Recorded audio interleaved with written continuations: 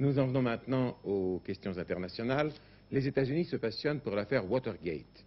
Watergate, c'est en fait le nom du bâtiment où, jusqu'à présent, se trouvait le quartier général du Parti démocrate. Or, pendant la campagne présidentielle de l'année dernière, où le candidat démocrate McGovern se préparait à affronter le candidat républicain qui était M. Richard Nixon, l'immeuble Watergate fut cambriolé.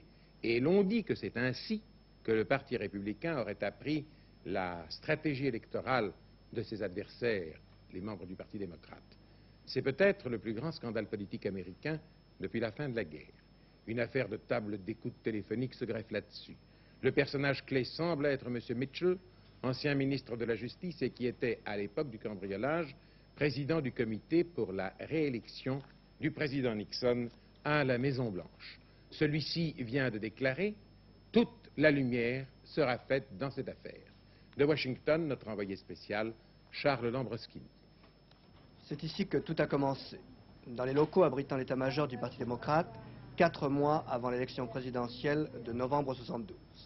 Comme dans un film policier de série B, une nuit de juin dernier, la police surprend 7 hommes, apparemment 7 espions, empêtrés dans les fils du téléphone qu'ils viennent de brancher sur les tables d'écoute, quelque peu effarés au milieu des dossiers qu'ils viennent de fouiller. Les démocrates ont finalement décidé de déménager. Mais Watergate, l'immeuble de luxe où ils étaient locataires, est devenu une sorte de monument historique. C'est que depuis, cette affaire d'espionnage a pris progressivement les proportions d'un énorme scandale politique.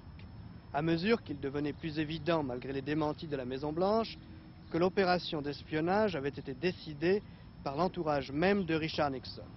Cela dans le but de connaître les détails de la stratégie électorale de l'adversaire du président, le sénateur McGovern. Les noms de 2 anciens ministres sont prononcés. Au Congrès, mené par un Sénat d'autant plus sévère qu'il est à majorité démocrate, l'enquête parlementaire semble sur le point de faire la lumière, tandis que les débats du tribunal qui juge les 7 révèlent des points troublants. Alors cette semaine, coup de théâtre. Devant la presse réunie à la Maison-Blanche, Nixon déclare que les responsables doivent être châtiés. De protecteur, le président s'est fait procureur. Mais à en croire les sondages, la majorité des Américains semble convaincus que le président ne pouvait pas ne pas être au courant des préparatifs de cette affaire d'espionnage par ses conseillers. Quant aux démocrates, ils ne sont pas loin de penser pour leur part que Watergate n'est que la première étape vers la victoire au présidentiel de 1976.